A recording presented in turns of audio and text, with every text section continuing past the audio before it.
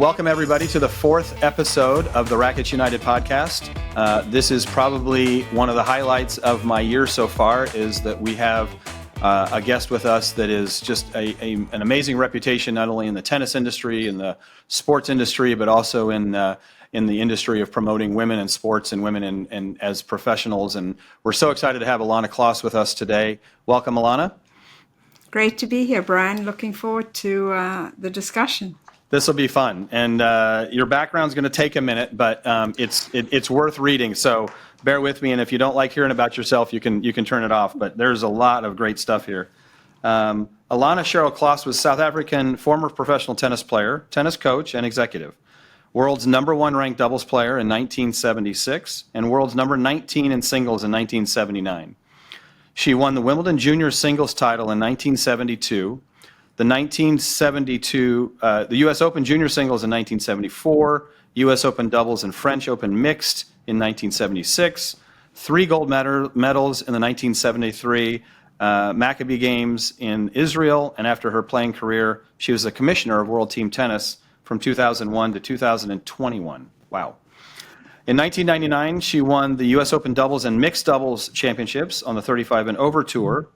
She was inducted to the U.S. National Jewish Sports Hall of Fame in 2006 and inducted into the International Jewish Hall of Fame in 2010. Kloss and her spouse, Billie Jean King, became part of the ownership group for the Los Angeles Dodgers, so baseball, in September of 2018. So she has 2 World Series rings. Don't know if you have them close by, but that'd be fun to see. They're also part of the Angel City FC, Los Angeles-based football club, that began playing in the National Women's Soccer League in 2022. Kloss, along with King, is also a member of the advisory board of the Professional Women's Hockey League, so baseball, hockey, basketball, and soccer. So very, very well versed. And in October 18th, 2018, Kloss married American tennis player and legend Billie Jean King.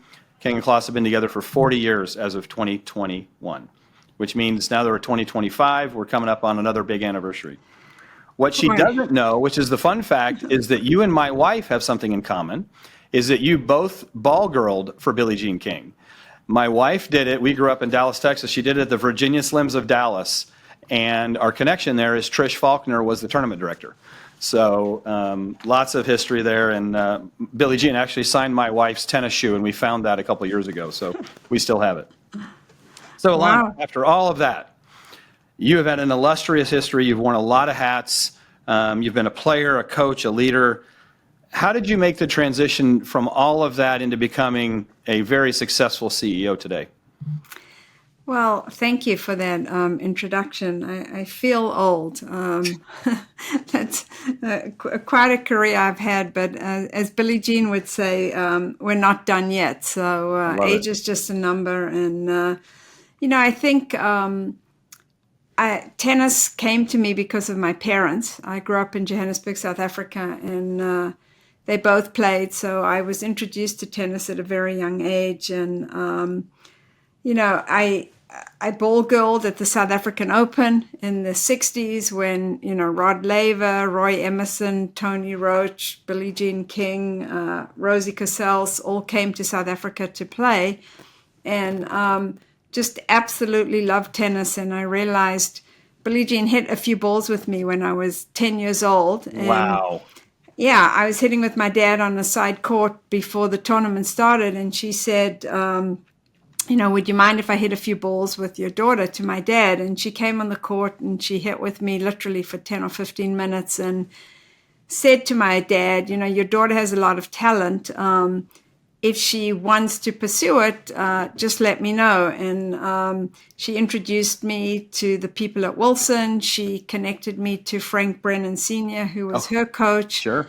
And, that day I decided I was going to be a professional tennis player. So even though the Tour for Women, there was not prize money yet, but, that's why it's so important, I think, to have live events and to have community and, to have opportunities. If you can see it, you can be it. And so, my dream was always to be a professional tennis player. And because tennis is so global, I realized that it would allow me to travel the world and, meet people and go to countries that you never would have ever dreamed of. And so I did that. And I have to say, I felt a lot of pressure playing. I mean, I did have quite a lot of success, but in tennis, you either win or you lose. It's very black and white, and There's no gray area at exactly. all. And at the end of the week, there's only one winner, right? Exactly. Every week. Yeah,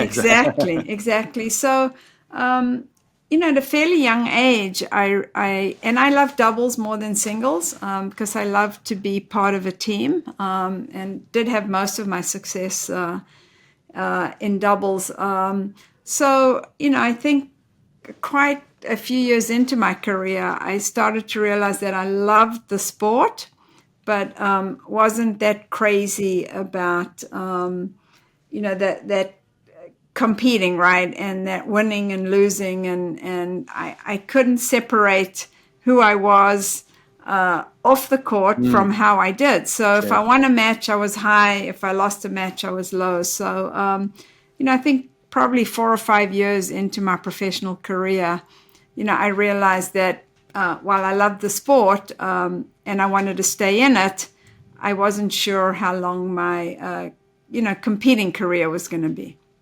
And a lot of those skills, I mean, tennis is a very lonely sport, which teaches you some amazing life skills.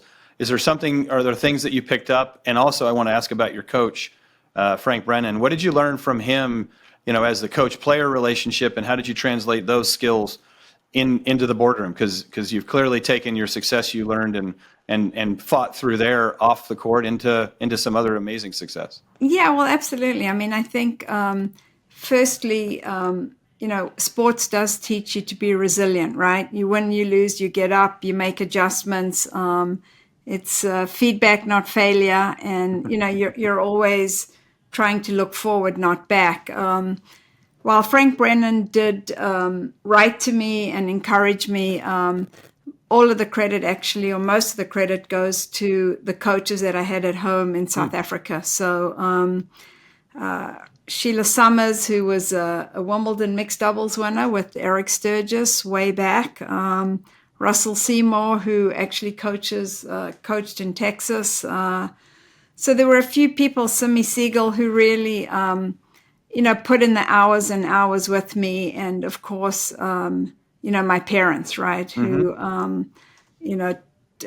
shone the car lights on the field so that I could do sprints, early in the morning. Absolutely. Or drove me to tournaments. So, I mean, you never do anything alone, right, for sure. But I think you just, again, I think sports is so important because it does teach you life lessons, and especially, for girls, right? I think the rules of business happen in sports, and I think it just teaches you, like I said, be resilient, how to win and lose, feedback, and, I think sports is life, not too different. Mm-hmm. And what have you formed then as your leadership philosophy, or how do you see as a CEO, how do you communicate and how do you lead others, and especially as you're trying to encourage women in professions and women in these other sports you're involved with? What are your philosophies there? Well, I think it's really important, for women to believe in themselves, right? And I think ask for what you want and need. I think that is really important. And, I think in everything that we do, Billie Jean and I, we're always encouraging, women and young girls to step up, right? So whether it's, I think tennis, because it's always been, men and women have always played the sport, right? And we've always led from that position.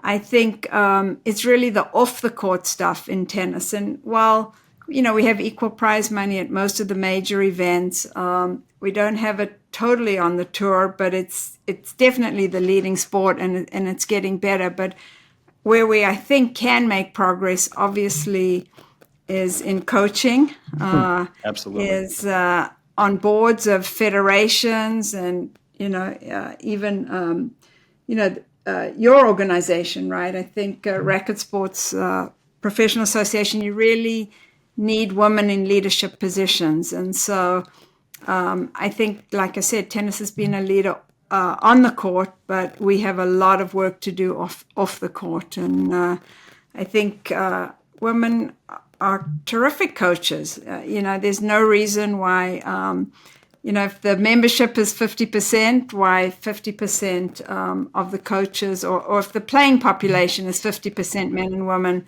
and I think so there's a huge opportunity for women to step up and be coaches. They're great. And it used to be in our day, the argument might be, well, you want somebody who can hit with you, who maybe hits the ball harder, but that doesn't hold any water anymore, because everyone now has a team.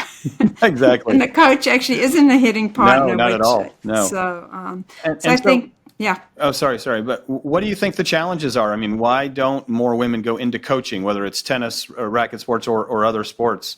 What are the drawbacks? Is there still a closed door there? I mean, obviously there's been lots and lots of breakthroughs, starting with you guys, but also as we get into the, women's sports is super hot right now. But what is preventing the coaching aspect of being more attractive?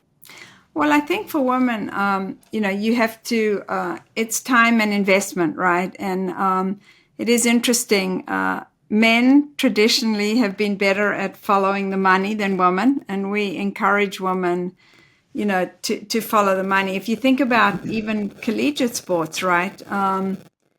There always are a lot of women coaches until the sports get big. And then as the sports get big, some of the women coaches tend to get, pushed aside. So I think it's being encouraged. It's the education and the commitment. And then also you have to see it to be it. So I think in your role as a leader, to encourage women to step up, because they are terrific coaches. You can be a good woman's coach or man's coach, or you might not be good, but I don't think it has anything to do with gender. But I think it's about opportunity and obviously, encouragement. Well, it's interesting. My coach growing up when I learned how to play tennis was Noni Michalka, and she's the only coach I ever knew. So I only learned from her, and then I had some other coaches along the way. But I didn't ever see her as a gender either. I just saw her as the coach, and she was Noni, and I did what she said, and things worked that way. So exactly, and she taught you to be obviously great on the court, but also to learn the business, right? So I do think you have to be prepared. You have to pay the price. You have to learn the business, and that's huge, because I always talk to everybody, especially young women, about understand the business. You can't only know your piece of it, right? As a pro tennis player, you're always going to get a check, but it's important you understand what the promoter has to go through. So even if you're a teaching pro, what does the club owner have to go through? What are the other sources of revenue to help? So, you always want to be thinking about a little bit bigger than yourself, because ultimately it is about generating revenue and interest, and you need people who love it and want to play. So you said something earlier about things you encourage women to do, which is ask, and I think what you just brought up about how you do learn those pieces of the business, and I think it is regardless of gender, asking is how you learn. Who did you ask along the way? Who did you ask as you were becoming a CEO and you guys were building this businesses and this enterprise? Who were your great advisors, and what keys did they give you? I think for me in the beginning, I was very lucky, because as a professional tennis and the Virginia Slims Tour and then the WTA really all came together between 1970 and 1973. I was in the room at the Gloucester Hotel when the Women's Tennis Association was founded by Billie Jean King. And at that time, she felt that it was very important to have people from all over the world feel represented. So there was representation on the board of the WTA with 5 continents, and I was kind of the representative from Africa. And so at a very young age, I started to learn about the business, which was super helpful. And then I think as I got off the court and into business, probably Ed Willard, Woolard, who was a former CEO of DuPont and one of our first sponsors at World Team Tennis, became a mentor of ours. And, he just was amazing. And we would always go to meetings, and sometimes we would take him with us because we needed to have, in those days, the male presence in the room, which was important. And it was very funny because whatever meeting we were in, people would always turn to him and defer to him. And he would say, no, actually, I'm just here as an advisor. They own the business. I love that. But he was incredibly helpful. And I think for us, it was always, it's about relationships, and building relationships, because I think people, there's just so many opportunities to work with somebody and so many different reasons. But the thing that I learned at a very young age was that relationships are so important, and, you want to work with people you like. And so I was very lucky as a young player, because we were learning the business and we were building the tour. We had pro-ams and we had clinics, and, I went to all of these events and I met incredible people, who I kept relationships forever. And they have, continued to help inspire me throughout my career. And I think it's really important to play it forward, right? So if I can help other women and men, because I think Billy and I are big believers in, it's not only women or it's not only men, we're all in this together. And when we create opportunities, we don't only create them for women, we create them for everyone. And you never want anyone to be given only half the marketplace, right? Sure. No, that's a great way to say it, actually, is the world should be, the entire world should be open to anyone. Yeah, wherever and whatever they come from, et cetera. So you guys have built Billie Jean King Enterprises, using sports for social change. And why do racket sports, do you think, play such an important role in that? I think, racket sports are amazing. I think the Cleveland Clinic, I know Mayo Clinic or Cleveland, Mayo Clinic came out with incredible data, right? That if you play tennis or a racket sport, you're going to live 10 years longer. You carry your own body weight, most likely not going to get a concussion unless your partner hits you in the back of the head. Which competitive doubles match, right? Exactly. So I think it's an amazing sport from a health point of view. I think it's a sport that you can play all your life. So I know for me, I played squash growing up in South Africa to help my speed and agility.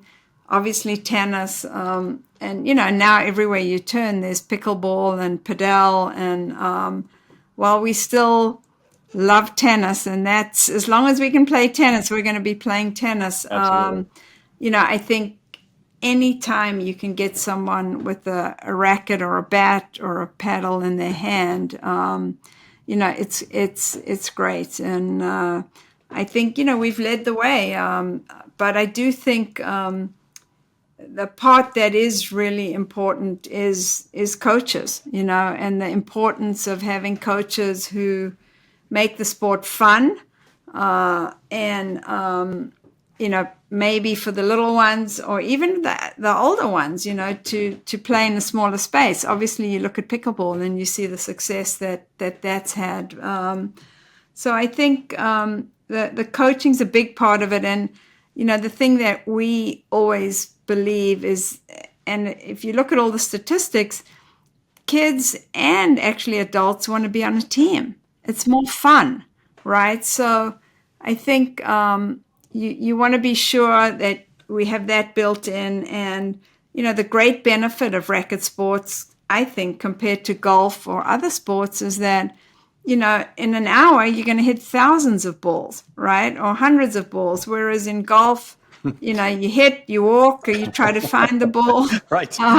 In baseball or softball, A lot of standing maybe around. hit once every 9 times. Right. So I think it's just a great sport, and you're carrying your body weight, and I just think there's nothing like it. Well, we certainly agree there. I think the team aspect that you guys really promoted with World Team Tennis was such an innovation. What happened, and is there something like that could, because I think you're right, and I think as you think about especially kids and young adults now, that community is so important. What's the evolution of World Team Tennis today, or is there one? I think we still have some grassroots programs that are going on that Delane Mast runs, and I think Stephen Armitage is looking at bringing back a version of the World Team Tennis, professional league. But it doesn't have to be World Team Tennis. I think USTA leagues, leagues that you guys run, anything where you feel like you are part of a team, I think is important. And, whether it's doubles, whether it's mixed doubles, and I think having kids on teams, the one thing I think in tennis, which, we need to improve is, when kids start to play, right, that they get to hit a lot of balls. They aren't just standing around. And so I think the innovations in making it fun and making sure these kids or anybody hit a lot of balls, right, and have success. So I think that's important. But also I think, when you think about teams, one of the reasons that we believed in World Team Tennis was not only the professional league, it was actually more from the grassroots point of view, and for it to be a revenue generator for clubs, right, where teaching pros would be teaching teams, where the teams would buy uniforms, right, and the pro shops in the good old days. Yes, exactly. And then also, to keep them hanging around the club, right? So they might eat, or they might socialize, or they may watch, television, watch a tournament on TV. So I think in our mind, it was always good business for the clubs and for the teaching pros, because it just, you had an opportunity to impact more people. Well, it's funny you say that. I call that the T-shirt effect. The minute you give multiple people the same color T-shirt, they feel like they're on a team. And again, whether it's tennis, soccer, anything like that, and we're starting to see some of that, with pickleball and with some other racket sports too. But I agree with you. I think it's more of a grassroots movement because facilities need that kind of programming to make it sticky. And you want your consumer to be sticky, like you said, to hang around and to eat more, to do other activities and things like that. Yeah, absolutely. So from our perspective as a coaching association for professionals who are in this as a career, what skills or what things do you think we should do to make that opportunity, or to impress upon people what the opportunity really is? Because, it's a very, very viable profession. You've had some greats in it. We've kind of lost some of those greats, Vandermeers and Bradens and some of the greats of all time, Balotelli and a lot of these amazing coaches. They're not here anymore, so we don't have these idols or these icons to look up to. So as a professional, association, what's some advice that you might have for us to change our message or to modify our message, because we need more people in this and to see this as a viable profession? Yeah, well, definitely. I think it's important. One of the things that tennis, I think, has got to pay attention to, it has been quite an aging population, right? Whether it's fans or even some of the coaches, right? So how do we encourage younger people to get involved? And so there do need to be opportunities for them to make a career out of it. And I the only time I spent coaching really was I coached a couple of players, and then obviously coached a couple of world team tennis teams. But I think it's important maybe to even look at other sports, right? And what are they doing that makes it that they're having success with. Yes, it's different because a lot of those sports, I hate to say it, are team sports, and that's why what can we learn? How can we? Do you always need a tennis court? Maybe not, right? If you're starting out, how can we get coaches more involved in, I know there's a lot of pay for play now, which is not ideal. So we have to figure that out. But I think it's really making it fun and really trying to attract I think getting some younger energy into our sport. And Brian, unfortunately, I don't have the answers, but I hope you do. I hope you do. I hope you do. We've got lots of ideas, and I think what you're really saying is that mentorship is so critical, because when we have these people we can look up to and see their path, and and it may not all be teaching on a court. Myself, I started teaching and then went on to the manufacturing side and have done others. Same with you. You've gone on to to different things, and I think that's one of the things I want to encourage is start here. Start learning how to deal with people and talk to people and engage and learn how to, as I call it, you kind of got to learn to eat what you kill in some regards. Yeah. But then take those skills and develop them into other areas. And we've got really some great examples of, we've got coaches that are lawyers who practiced law for 4 or 5 years and then decided they didn't want to do that anymore and they hated it. So there's a lot of ways you can be in and out of the sport, but those mentors and those telling stories, I think, of people who've done it in a few different ways is really helpful.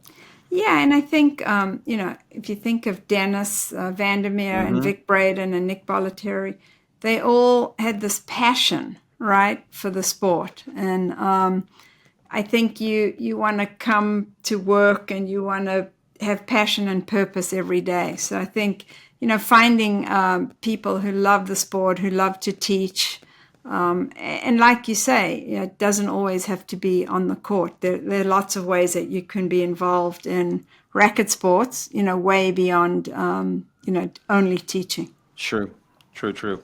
Let's change a little bit and let's talk a little bit about some lessons you learned from Billie Jean over the years. And you've obviously spent decades with her. And what kind of leadership skills and lessons have you learned from her? Well, I think... Don't worry, she won't hear this, so you can say anything you want. she might, but that's okay. I think, again, relationships are everything. So build a relationship. I think it's important that in any deal, right, that you both feel like you're getting something out of it. So, that it's not one-sided. So, in all the partnerships that we have, we really want to ensure that it's good for the partner and I think really learn the business so that you understand not only what your needs are, but, whoever you are doing a deal with. And then I think the other thing that I always smile, because she said this very early on, which I always remember, is like, when somebody says no, it just means they don't have enough information. So keep going, right? No doesn't mean it. Maybe it's no right then. And I think the other thing, which is really important, is don't take anything personally, right? If somebody says something, it's actually more about how they're feeling than about you. So those are little things that I live my life by. That is not always easy, but it helps. That last one is great advice. It's a lot more about them than it is about you and how you're behaving and things like that. You guys have both stood very strong for equality, and it's to be, obviously rewarded and applauded. How can racket sports professionals, and even more so, how can women in racket sports do that for themselves in a constructive, productive way to help them move through and up where they want to, and who can they look to for some advice other than, I mean, our peers and our network is obviously there for them, but what advice would you give professionals like that who are trying to look and use that constructive way to do so? Well, I mean, I think tennis for sure has been the leader in this, right? Certainly on the court. And like I stated, I think off the court, definitely a lot more work to be done. But I would say, to anyone, understand the business, really learn all aspects of the business. And, what is it that you're going to bring to the table? You shouldn't get hired because you're a woman or you're a man. You have to be qualified and you have to, offer something. But, I know Trish Faulkner has been a great proponent of pushing women forward. And, I think if you can see it, you can be it. But the most important thing is really understand the business and what value are you going to be bringing to the table, and ask for what you want and need. I think it's okay. Like I said, no just means they don't have enough information. But whether you're a woman or a guy, it's okay for you to want the cake and the icing and the cherry on top. There's nothing wrong with it. You might not get it every time, but if you don't ask, you'll never know. That's exactly right. So tell me what's kind of priorities for you guys now at Billie Jean King Enterprises? What are your main kind of nuggets, as I like to call them? Your main focuses, and what would you like our audience to know about what you guys have going on? Well, I think in the tennis space, we have done an investment and a joint venture with the ITF on the Billie Jean King Cup, which used to be the former Fed Cup and Federation Cup that, I think we started this conversation. I said to you how much I love being part of a team, and I played for South Africa. At the time, it was called the Federation Cup. But, because through Billie Jean King Enterprises and our investment in the LA Dodgers, Mark Walter, who is the main owner of the Dodgers, was willing to work with us to make an investment in the Billie Jean King Cup. And we have, like I said, a joint venture with the ITF on really trying to commercialize the Billie Jean King Cup. But it's not about only on the court. This year, 146 countries will participate. Wow. The finals will be in Shenzhen, China, September 16th through the 21st. But more importantly, Brian, we look at it as a platform to inspire and encourage young girls to become coaches, to get on the boards of, their local federations, to look at ways that they can get in the tennis business. So that's very important to us. So we spend quite a bit of time working with our team in London on the Billie Jean King Cup. And then I think, our company also is doing a bunch of consulting in the women's sports space. There's so many companies and brands that want to get into women's sports. There's so many investors that are looking to invest. Absolutely. So I think, we've been in this business for over 50 years. So it's wonderful for us to be able to share our knowledge. But it's also just so great to see the investment, right, that is come to women's sports and the growth. And I think, we are saying now that the billionaires are starting to invest in women's sports, and they are investing for the long term. Where it was never that way before. They looked at it in 1 or 2 years. If you weren't having success, they were like, oh, well, this doesn't work. Right. But they're investing now for the long term, and they're not just writing checks, right? So they're investing with passion and purpose, and their time, they're putting time into it versus, you don't just want a check. You need more than that. You need leadership so that everyone around you sees that, they're all in. And so, so we're doing a bunch of that. And then, of course, we always spend time working with Billie and on her partnerships and with a few other clients. But, really trying to break down barriers so it'll be easier for other women to crack that glass ceiling.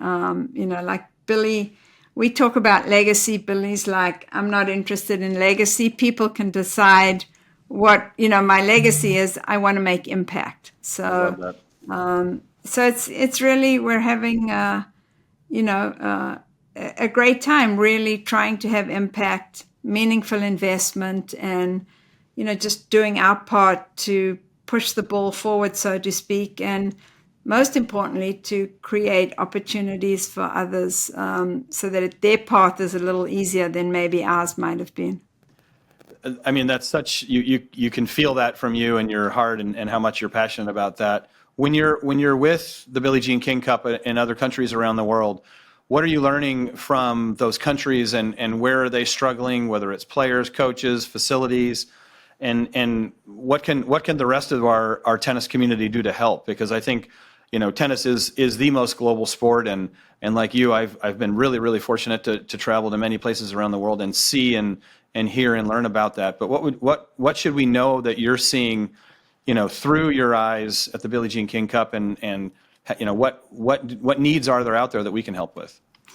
Well, I think definitely putting women in more leadership positions, but that's easy to say. But what are the tools and, what are the support we're going to give them, right? So that when they get in those positions, they can succeed. So I think education, opportunity, mentoring, and, and time investment, because I think there's, you don't want to leave out half the world, right? And if you have a Billie Jean King Cup or a Davis Cup, you want to be sure that you're having input, right? Not from only one gender. So I think hugely important to encourage them to create opportunities, but educate, because you want to give people the knowledge to succeed. And when you think about the women in leadership that you've worked with, that you've seen rise, any great success stories that stick out that you're like, oh my gosh, that was a minor miracle, a major miracle, but any great examples you have to share? Because I think specifics would be really cool. Yeah, well, I mean, I think other than you guys. Yeah, I mean, I think you look at Stacey Alister, right, who was the head of she was at Tennis Canada, the head of the WTA. Now she's the head of professional tennis at the U.S. Open. I think of women like Peachy Kellmeyer in the early days at the WTA. I think of Stephanie Tollefson absolutely at IMG. So I think tennis has been great. I mean, there's Amélie Mauresmo is the tournament director in France. You have Debbie Jevons, the chairperson of Wimbledon now, and Sally Bolton, actually the CEO. So I think women are starting to get the top jobs, as they should, and I think it's important that, like I said, if you can see it, you can be it. And so they will then inspire others, to follow in their footsteps, which is terrific because, like I said, tennis is men and women. So just a great opportunity to use all of this talent that's available. I would like to see more of it, obviously, is in women's coaching, right? So I think there are a few women coaching. I know Conchita Martinez is with Mira Andreeva, and there's probably a few others, but I think that's where I think if you could see it, you could be it, right? And, we should be able to rip 10 names off the head right now of great coaches on the tour, and you're right. I think that's all of our jobs is to really help support and lift up those types of coaches, and I think just in general, coaches on tour are probably the least respected of anybody too, because they're even in the the fights that everybody's having on prize money, nobody's thinking about the coaches anyway. So we need to give reasons for people to be a coach, not necessarily not Well, to be. again, one thing that our sport seems to be improving is, I think that coaches should be allowed to coach. I think the player still has to execute, so it doesn't matter what you tell them; they still have to execute. And the more prominent we can make coaching, the more column inches or social media or exposure they're going to get, and that would make, I think then the more you see these coaches, the more impact they have. And if you look at other sports, coaches are huge. And so I think the improvements, although they've been slow, to allow coaching from the box, to talk to the coach between sets, I think that's great. Because like I said, not everyone agrees with me, but I think anything that helps give our sport more exposure is a good thing, and that will inspire more people to want to be coaches. I think, wouldn't it be fun if some of our coaches on the sidelines would start to dress like some of the collegiate coaches? I think that would be just again more more attention, more column inches, just to really expose. And I love what you're saying. If you can see it, you can be it. Yeah. What are you guys most proud of? And this could be multiple things, but I mean, you guys have worked so hard against so many uphill battles and fought these battles every day, and not only is it admirable, but what are things that you're absolutely most proud of? I think for sure all of the off-court stuff, right? The on-court stuff is great, but you don't remember very many wins or losses. But I think it's, the opportunities that we've been able to create, whether it's through the WTA, through World Team Tennis, allowing players to make a living, right, in the sport, owning a business, investing in tournaments and teams, right? I think we would love to see, more people investing in the sport that they love. But I think for us, it's really about creating opportunities for others. And so I don't think it's one thing specifically, but, if I think of the opportunities that World Team Tennis created, our investment in the sport, and more recently, probably, we helped start this professional women's ice hockey league. So Kendall Coyne came to us 5 or 6 years ago. Someone said to her, "You got to call Billie Jean and Ilana." She said that, they were playing in this pro league, which wasn't really pro, sleeping on, blow-up mattresses, and, their meals were Chipotle and Dunkin' Donut. And could we help? And I think we used the playbook that, Billie Jean had used, for the original 9, right, and the birth of women's professional tennis in 1970. And that was get all the best players together, have one voice. They all came together, and, we worked with Deloitte, who helped us build a business plan. And then, again, through the relationships that Billie Jean and I had with Mark Walter, who was the Dodgers owner, him and his wife, Kimbra Walter, we convinced him and, to start this women's professional ice hockey league. And so this is the second year we've had over 1 million fans come through the gates. And, oh my goodness. It's great because we want little girls and little boys to have the same dreams, right? And so now a young kid, if she wants to be a professional ice hockey player, she has a place to play. That's amazing. She doesn't get shuttled off to figure skating when she's 12. So, I think you just want the same opportunities for young girls as you want for young boys. And so I think those things really are the most meaningful to us, when we can create opportunities for others. One of the things we talk a lot about is, how racket sports is bigger than, or, at least from our perspective as professionals, it's much bigger than on court. It's even bigger than off court. I mean, we truly change lives, every day. And I think the impact our coaches have on people is of changing lives. And I hear what you guys are doing, and you obviously believe in that as well. And most of what you're talking about, it truly is creating opportunities to change people's lives. And I mean, it is so heartwarming to hear your stories and to hear how passionate you guys are about it. I hope anybody that is listening to this just takes a few nuggets away from the things that you've said, because this is a bunch of gold. So I really do appreciate that. I have a couple quick fire questions, so no thinking aloud. You just got to answer as you what your gut tells you. Favorite leadership trait? Go. I think team player. Perfect. What's your favorite stroke? Oh boy, my volley. Does it have to be one forehand volley for sure? Perfect. Forehand volley. Yeah. Perfect. One word to describe Billie Jean King. Visionary. I love that.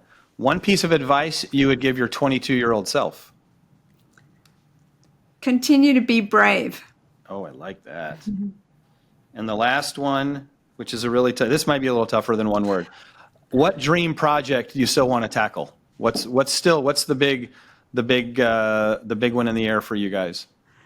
Wow. I think, continuing to, I think, get people who have the same vision, right, and passion for what we do. So continuing to find like-minded partners, and I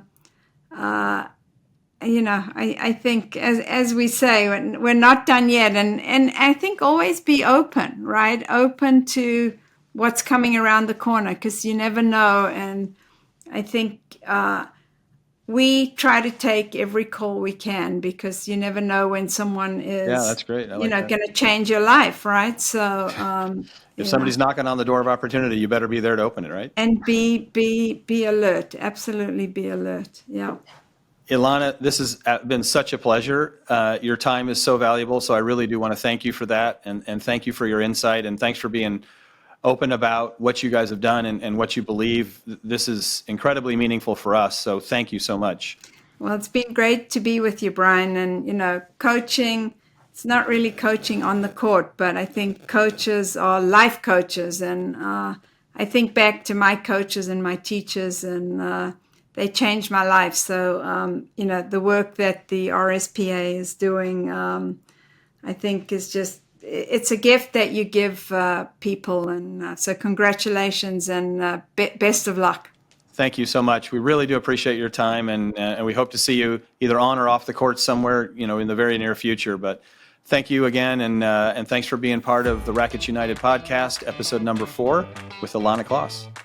Thank you so much. This has been great. Thank you.